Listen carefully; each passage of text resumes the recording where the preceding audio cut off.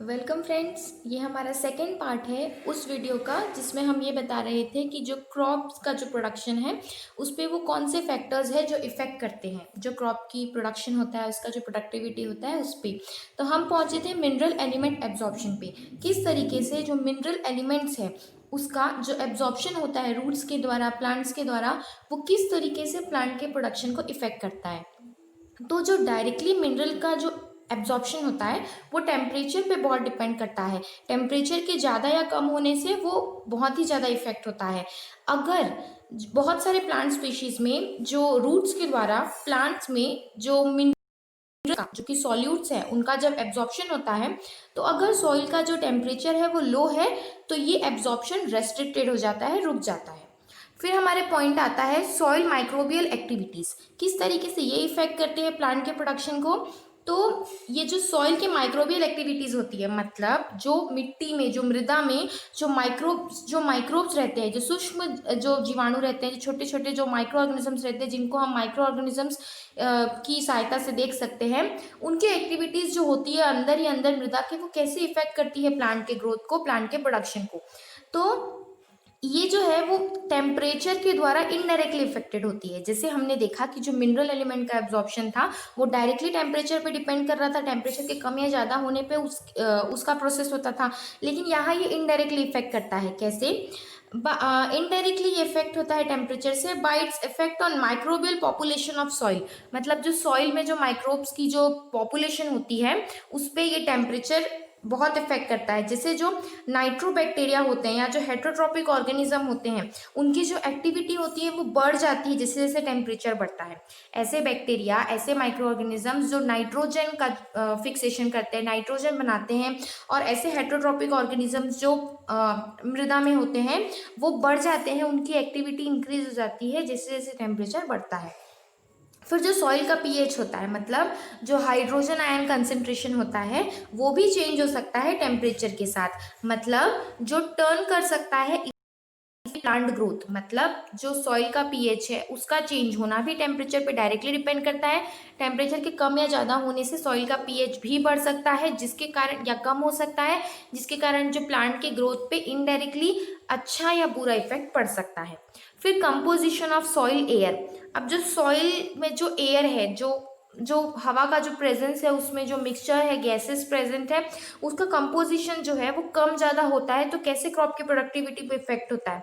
तो जब activity of micro population ज़्यादा होती है तो वहाँ पर बहुत ज़्यादा हायर पार्शियल प्रेशर हो जाता है कार्बन डाइऑक्साइड का ऑफ द सॉइल एटमॉस्फेयर में, जैसे जैसे जो ऑक्सीजन का जो कंटेंट है वो घटता है। फिर under conditions restricting the diffusion of gases into and out of the soil, a decrease in the oxygen pressure resulting from such activity might influence the rate of respiration of plant roots, hence their ability to absorb nutrients। मतलब जो condition होती है जो restrict करती है diffusion of gases in and out of the soil, तो वहाँ oxygen के प्रेशर का डिक्रीज हो जाता है, जिसके कारण क्या होता है, जो एक्टिविटी होती है बहुत सारी जो इन्फ्लुएंस करती है रेस्पिरेशन के रेट को प्लांट के रूट्स में, उनकी जो एबिलिटी रहती है प्लांट के न्यूट्रिएंट्स को ऑब्जर्व करने की, वो डिपेंड करती है। फिर हमारा अभी तक हमने पढ़ा कि टेम्परेचर कैसे, किस तरीके से इफेक्ट करता है, कैसे बहुत सारे सब पॉइंट्स देखे हमने टेम्परेचर में, जिसके कारण सॉइल के अंदर टेम्परेचर के कम या ज़्यादा होने से सॉइल की जो क्रॉप की जो प्रोडक्टिविटी है वो इफेक्ट होती है। अब हमारा सेकेंड पॉइंट है मॉइस्चर के कारण कैसे होता है। तो जो बहुत सारे प्लांट का जो ग्रोथ होता है वो डायरेक्टली प्रोपोर्शनल होता है अमाउंट ऑफ वाटर जितना उस प्लांट में प्रेजेंट है। मतलब डायरेक्टली प्रोपोर्शनल होने का मतलब ये होता है कि जितना ज़्यादा कोई चीज़ अच्छा है तो उतना ही सामने वाली चीज़ का अच्छा होगा। जितना वाटर प्रेजेंट है उतना प्लांट अच्छा होगा। अगर वाटर अगर कम प्रेजेंट है तो उतना प्लांट की प्रोडक्टिविटी में इफेक्ट होगा और उसकी प्रोडक्टिविटी कम होगी। तो अगर एक पोर्शन अच्छा है तो दूसरा अच्छा होगा, दूसरे में कमी आई तो पहले पोर्शन में कमी आएगी। इसका मतलब डायरेक्टली प्रोपोर्शनल का मतलब होता है। तो प्लांट की प्रोडक्टिविटी बढ़ेगी अगर पानी उसमें अच्छे से है, पानी अगर कम है तो प्रोडक्टिविटी घटेगी। तो पानी से ही हम मॉइस्चर का पता कर सकते हैं। अगर पानी उसमें है, वाटर का कंटेंट अच्छा है तो मॉइस्चर अच्छा होता है। तो जो प्लांट के द्वारा जो वाटर जो रिक्वायर्ड होता है for formation of carbohydrates means what see friends, as my English explanation is better, ये मेरा पहला वीडियो का सेकंड पार्ट है जो कि हिंदी में है। तो आप कंटेंट पे ध्यान दीजिएगा, मेरी हिंदी एक्सप्लेनेशन पे नहीं। अब जो वाटर का जो रिक्वायर्ड प्लांट्स जो होता है उसको वाटर का रिक्वायरमेंट होता है फॉर फॉर्मेशन ऑफ कार्बोहाइड्रेट्स। क्यों? टू मेंटेन करने के लिए hydration of protoplasm and as a vehicle for translocation of foods and mineral elements. मैं अपनी आगे की वीडियोस में मैं और बेहतर हिंदी के एक्सप्लेनेशन को करने की कोशिश करूंगी। आप कंटेंट पे ध्यान दीजिएगा। वाटर जो प्लांट के द्वारा वाटर रिक्वायर्ड होता है, क्यों रिक्वायर्ड होता है? ताकि कार्बोहाइड्रेट्स का फॉर्मेशन हो सके। ये कार्बोहाइड्रेट्स बहुत ही ज़रूरी होते हैं प्लांट के मेंटेनेंस के लिए, जो प्लांट में प्रोटोप्लाज्म होता है उसके हाइड्रेशन के लिए। और ये एक व्हीकल की तरह काम करता है फॉर ट्रांसलोकेशन ऑफ किसके? फूड और एलिमेंट्स के प्लांट में, रूट से प्लांट्स में। ओके। फिर बहुत सारे फिजियोलॉजिकल प्रोसेसेस होते हैं, मतलब जो प्लांट के अंदर होते हैं, जो इफेक्ट करते हैं डिफरेंशली बाय वाटर स्ट्रेस। मतलब वाटर का स्ट्रेस, वाटर का होना, वाटर का ना होना, वाटर की कमी आ गई है तो उस पे बहुत सारे जो प्रोसेस प्लांट के अंदर होते हैं वो इफेक्ट हो जाते हैं। फॉर एग्जाम्पल जो लीफ का एलोंगेशन होता है, लीफ का जो एलोंगेशन होता है वो बहुत ज़्यादा सेंसिटिव है सॉइल के मॉइस्चर पे, सॉइल के वाटर डिफेक्ट पे देन द अदर प्रोसेस। दूसरे प्रोसेस के कंपैरिजन में जो लीफ का एलोंगेशन होने का एक प्रोसेस होता है वो बहुत सेंसिटिव होता है सॉइल वाटर डिफेक्ट पे। फिर सिर्फ यील्ड ही नहीं, लेकिन जो प्रोटीन कंटेंट होता है ग्रेन का वो फ्रिक्वेंटली इन्फ्लुएंस्ड होता है bye degree of available water. मतलब सिर्फ यील्ड ही नहीं, क्रॉप की सिर्फ प्रोडक्टिविटी ही नहीं, हम यहाँ पढ़ रहे हैं प्रोडक्शन प्रोडक्टिविटी, तो सिर्फ जो हमारे पास उपज आती है सिर्फ वो ही नहीं, लेकिन जो प्रोटीन कंटेंट होता है किसी ग्रेन का, ठीक है, ग्रेन समझते हैं आप किसी क्रॉप का, ठीक है, जो क्रॉप से जो हमें मिलता है उसका, वो फ्रिक्वेंटली वो इन्फ्लुएंस्ड होती है जितना वाटर हमारे पास अवेलेबल है उस पर डिपेंड करती है। फिर जो लो लेवल ऑफ एक्सट्रेटेबल वाटर होता है इन रूट जोन में, वो रिटार्ड करता है न्यूट्रिएंट की अवेलेबिलिटी को, क्या करके? By impairing each of the three process involve in nutrient uptake. फिर एट एक्सट्रीमली लो और एक्सट्रीमली हाई मॉइस्चर लेवल पे जो ऑर्गेनिज्म की एक्टिविटी होती है वो रिस्पॉन्सिबल होती है फॉर ट्रांसफॉर्मेशन ऑफ न्यूट्रिएंट्स, किस चीज़ के लिए? Into plant available forms is inhibited, which result that plants may not be adequately supplied with the essential plant food elements। मतलब जो लो और हाई मॉइस्चर लेवल होता है वो बहुत ज़्यादा जो प्लांट की एक्टिविटी पे डिपेंड रिस्पॉन्सिबल होता है। जो न्यूट्रिएंट्स प्लांट में जो अवेलेबल होते हैं, जो न्यूट्रिएंट प्लांट्स में ट्रांसफ़र होते हैं, उस पे उसके लिए बहुत ज़्यादा इम्पॉर्टेंट है कि जो मॉइस्चर लेवल है वो अच्छा होना चाहिए। फिर हमारा थर्ड जो पॉइंट है, जो फैक्टर है जो इफेक्ट करता है, वो है सोलर एनर्जी, जो सन के द्वारा प्राप्त हमारे पास जो ऊर्जा मिलती है हमें। अब ये सिग्निफिकेंट फैक्टर है, बहुत ही इंपॉर्टेंट फैक्टर है सॉइल की प्रोडक्टिविटी के लिए। जैसे हम सभी जानते हैं जो प्रकाश संश्लेषण की जो क्रिया होती है जिसे हम फ्रेंड्स फोटोसिंथेसिस कहते हैं, उसके लिए सनलाइट का होना बहुत ही इंपॉर्टेंट है। अब जो सन से हमें एनर्जी मिलती है उसे हम सोलर एनर्जी कहते हैं। फिर जो क्वालिटी, इंटेंसिटी और जो ड्यूरेशन होता है लाइट का, बहुत ही ज़्यादा इंपॉर्टेंट होता है। फिर जो चेंजेस इन लाइट इंटेंसिटी है होती है वो कॉज्ड होती है by shading and can extract considerable influence on crop growth. Okay. फिर आता है फोटो पीरियडिज्म, मतलब लाइट के पीरियड जो होता है वो बहुत ज़्यादा इंपॉर्टेंट होता है, ठीक है। जो प्लांट का बिहेवियर होता है in relation to day length, मतलब कितना डे लेंथ है, कितना light, photo means light, period means वो समय। ओके। तो क्या प्लांट का जो बिहेवियर है डे लेंथ के में क्या प्लांट बिहेव कर रहा है उसको हम फोटो पीरियडिज्म बोलते हैं। इसमें हम शॉर्ट डे प्लांट्स पढ़ते हैं, लॉन्ग डे प्लांट्स पढ़ते हैं और डे न्यूट्रल पढ़ते हैं, जिसे हम इंटरमीडिएट भी बोल सकते हैं। अब ये शॉर्ट डे प्लांट्स होते क्या है? फॉर एग्जाम्पल हम टबैको ले सकते हैं। इसका मतलब ऐसे प्लांट्स, ऐसे क्रॉप्स जो फ्लावर करेंगे बस उसी समय जब जो फोटो पीरियड होगा, मतलब जो लाइट का जो समय होगा, जितने समय जो रोशनी हमें सूरज की मिल रही है वो शॉर्ट होगी, कम रोशनी में और जो कम पीरियड में वो फ्लावर करेगा वो शॉर्ट डे प्लांट होगा। Then some critical period of time, मतलब जितना एक चाहिए क्रिटिकल पीरियड होता है उससे कम, हमें कम सनलाइट चाहिए, ऐसे जो शॉर्ट डे प्लांट्स होते हैं उनकी ग्रोथ के लिए। अगर बहुत ज़्यादा ही लाइट का एक्सपोजर होगा, बहुत लंबे समय तक होगा, क्रिटिकल पीरियड जो एक फिक्स पीरियड होता है उससे ज़्यादा समय तक होगा, तो plant will develop vegetatively, plant vegetatively develop करेगा, लेकिन बिना कंप्लीट करे उसकी रिप्रोडक्टिव साइकिल को। ओके, फिर आता है लॉन्ग डे प्लांट, जिसका एग्जांपल हम वीट बोल सकते हैं, बरसीम, लूसेंट बोल सकते हैं। ये तभी ब्लूम करेगा जो पीरियड ऑफ टाइम रहता है during which they are expose to light is long. मतलब क्रॉप्स जिनको लंबे समय की अवधि चाहिए सनलाइट के लिए, लॉन्ग और longer than some critical period of time चाहिए, तभी ये प्रॉपर तरीके से हो पाएगा, इसलिए हम इसे लॉन्ग डे प्लांट बोलते हैं। अगर ये एक्सपोज हुआ to light for period shorter than its critical time, मतलब जितना इसे चाहिए अगर उससे कम उसे सनलाइट मिलती है तो वो डेवलप करेंगे वेजिटेटिवली, ओके, लेकिन प्रॉपर नहीं कर पाएंगे। फिर आता है इंटरमीडिएट और डे न्यूट्रल। अब इंटरमीडिएट और जो, या हम जिसे डे न्यूट्रल बोल सकते हैं, वो ऐसे क्रॉप्स है, ऐसे प्लांट्स है जो फ्लावर करेंगे और कंप्लीट करेंगे अपने रिप्रोडक्टिव साइकिल को over a wide range of day length, okay, and are classified as day neutral, जैसे cotton, buckwheat, sunflower, pumpkin etcetera. फिर अब कंपोजिशन ऑफ एटमॉस्फेयर। एटमॉस्फेयर में जो गैसेस का कंपोजिशन है, जो जितना भी मात्राएं हैं अलग अलग गैसेस की, वो कैसे जो एटमॉस्फेयर का इफेक्ट, वो इफेक्ट करेगी क्रॉप के प्रोडक्शन को। तो कार्बन रिक्वायर्ड होता है बहुत अच्छे से, प्लांट के ग्रोथ के लिए कार्बन बहुत ही इंपॉर्टेंट है, जिसका 0.03% एटमॉस्फेयर में होता है। It is continuously being return to atmosphere as a product of respiration of animals and plants. जैसे कि आप सभी जानते हैं, जो रेस्पिरेशन की एक प्रक्रिया होती है वो जो एलिमेंट्स और प्लांट्स के द्वारा होती है, इसके कारण जो कार्बन डाइऑक्साइड है, जो कार्बन है उसमें, वो कंटिन्यूसली एटमॉस्फेयर में रिटर्न होते रहता है। बहुत सारे इकोनॉमिक प्लांट जो रहते हैं वो रिस्पॉन्ड करते हैं एक लेवल ऑफ कार्बन डाइऑक्साइड में, जो कार्बन डाइऑक्साइड का एक एलिवेटेड लेवल रहता है उस पर रिस्पॉन्ड करते हैं by increase growth and productivity. मतलब किसी भी क्रॉप का इंक्रीज होता है ग्रोथ और उसका प्रोडक्टिविटी, किससे, जो कार्बन डाइऑक्साइड का जो लेवल रहता है उस पर वो रिस्पॉन्ड करके। फिर प्लांट्स जो CO2 को फिक्स करते हैं through the C3 enzyme root, उनके पास बहुत ज़्यादा ग्रेटर पोटेंशियल रहता है टू रिस्पॉन्स करने के लिए, टू इंक्रीज करने के लिए atmospheric level of carbon dioxide.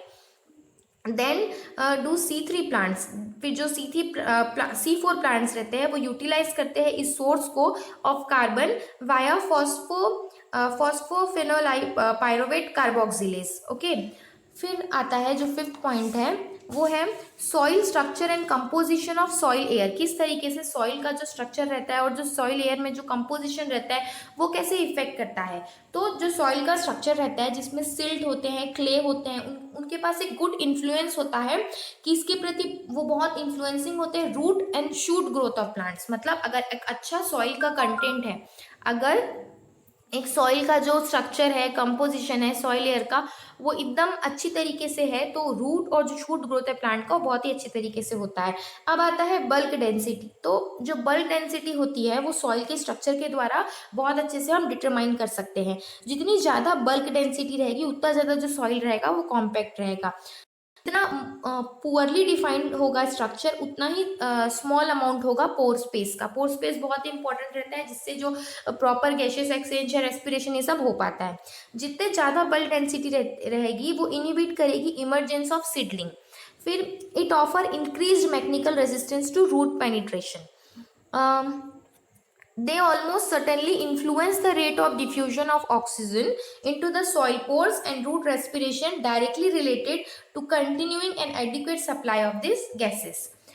On well-drained soil with good structure, oxygen content is not likely to retard plant growth except for possible periodic flooding, during which it may become a serious consideration. मतलब जो well drain soil रहता है उसमें good structure होता है और जो oxygen content रहता है वो not likely to retard plant growth, वो प्लांट ग्रोथ को रिटार्ड नहीं करता except for possible periodic flooding हो सकती है, ड्यूरिंग विच वो एक सीरियस कंसिडरेशन हो जाता है।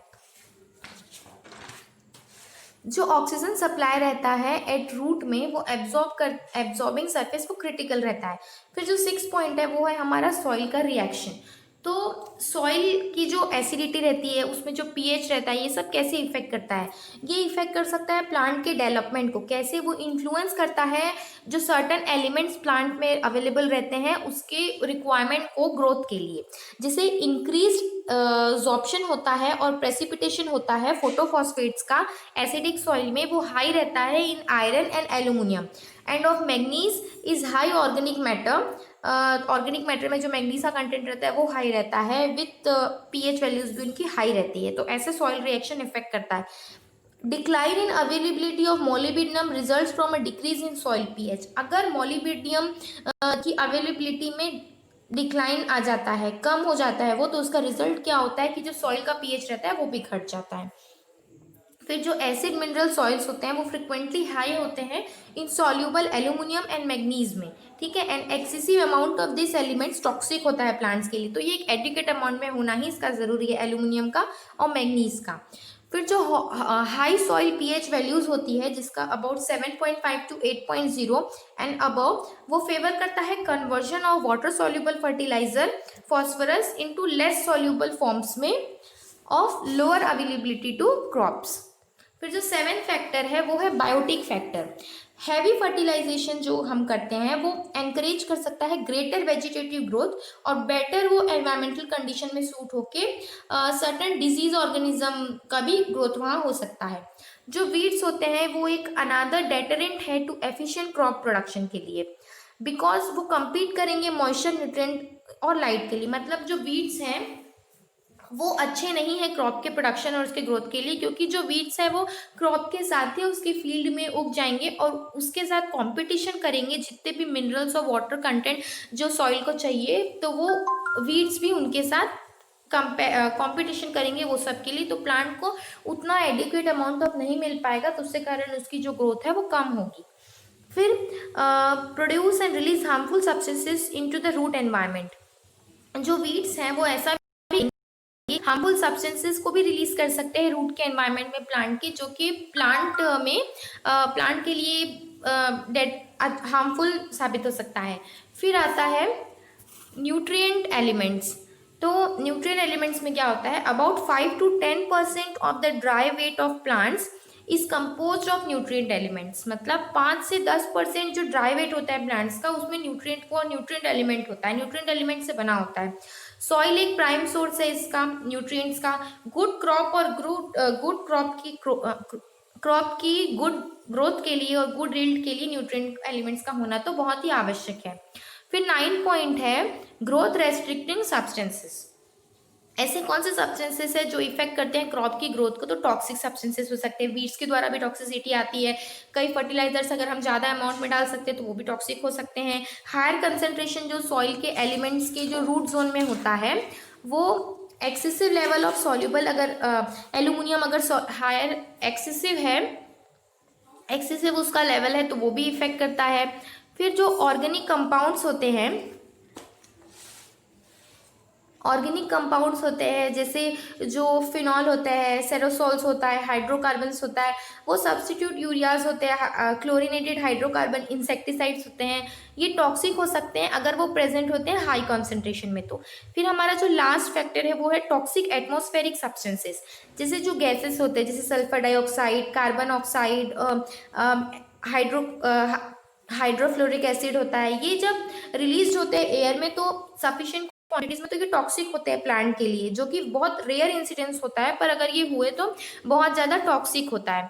फिर सम ऑफ द इफेक्ट्स, जो एसिड रेन हो सकता है वो प्लांट को इफेक्ट कर सकता है, सॉइल में लीचिंग हो सकती है, क्रॉप का डैमेज हो सकता है। However may not be as important as the toxicity to grazing livestock. बहुत सारी चीज़ें ऐसी भी होती है जो टॉक्सिक हमें दिखे पर ना हो, पर हमें इसका ध्यान रखना चाहिए क्योंकि क्रॉप की प्रोडक्टिविटी के लिए, उसके यील्ड के लिए, उसके प्रोडक्टिविटी के लिए बहुत ही इंपॉर्टेंट है कि जो टॉक्सिक सब्सटेंसेस होते हैं जो एटमॉस्फेयर को, सॉइल के, प्लांट के, क्रॉप के एटमॉस्फेयर को खराब करते हैं, उसे हम ठीक करें, उनसे हम क्रॉप को दूर रखें।